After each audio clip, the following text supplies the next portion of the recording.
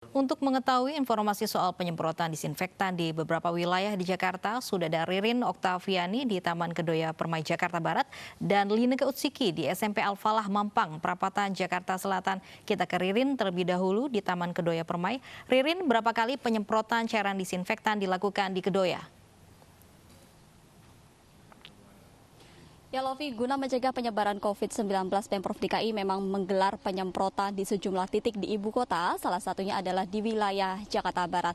Tim gugus tugas wilayah Jakarta Barat yang dikomandoi langsung oleh Wali Kota Jakarta Barat ini melakukan penyemprotan disinfektan sejak pukul 7 pagi hari tadi yang dimulai dari Kecamatan Kebonjeruk, kemudian menuju ke sejumlah titik yang telah ditentukan oleh tim gugus tugas. Pemilihan lokasi atau wilayah penyemprotan pada hari ini juga berdasarkan atas informasi bahwa di lokasi tersebut terdapat kasus COVID-19. Seperti di lokasi tempat saya berada saat ini, bahwa di sebuah perumahan di wilayah Jakarta Barat ini terdapat informasi bahwa terdapat kasus COVID-19.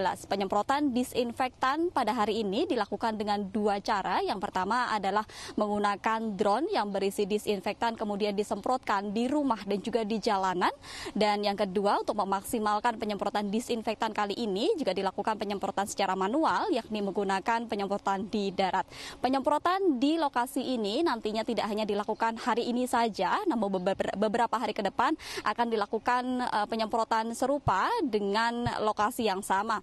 Dan dalam kesempatan ini juga tim gugus tugas tidak hanya melakukan penyemprotan saja, namun juga melakukan sosialisasi kepada masyarakat dengan menggunakan mobil pengeras suara. Dalam himbauannya menyatakan bahwa warga dihimbau untuk tetap berada di rumah dengan melakukan budaya bersih dan melakukan jaga jarak antara sesama keluarga dan tidak keluar rumah jika tidak dalam keadaan yang sangat mendesak.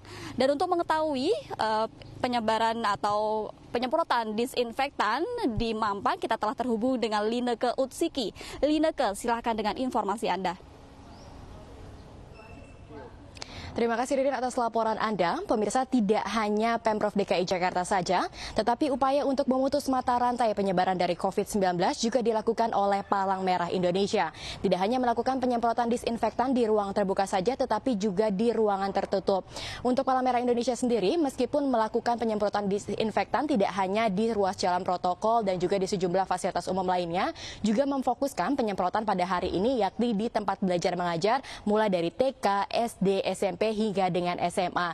Dan saat ini saya sudah berada di lokasi kedua tempat penyemprotan disinfektan yang dilakukan oleh PMI, yakni tepatnya di Madrasah SMP SMK Al-Falah yang berada di Mampang Perapatan Jakarta Selatan. Dan tadi untuk proses disinfektan ini membutuhkan cairan setidaknya kurang lebih sekitar 100 liter untuk satu sekolah. Dan tadi untuk proses penyemprotan ini tidak hanya dilakukan di ruangan belajar mengajar saja, tetapi juga dilakukan di ruangan terbuka seperti di lapangan, kemudian juga dilakukan di ruangan guru maupun di perpustakaan. Perlu kami informasikan bahwa kandungan yang digunakan oleh Palang Merah Indonesia ini merupakan kandungan zat kimia Virkon S yang dinilai ataupun diklaim kemudian aman tidak hanya bagi lingkungan saja, tetapi juga bagi tubuh manusia.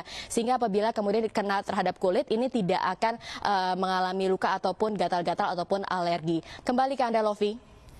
Baik, terima kasih rekan-rekan atas informasinya. Selamat bertugas kembali.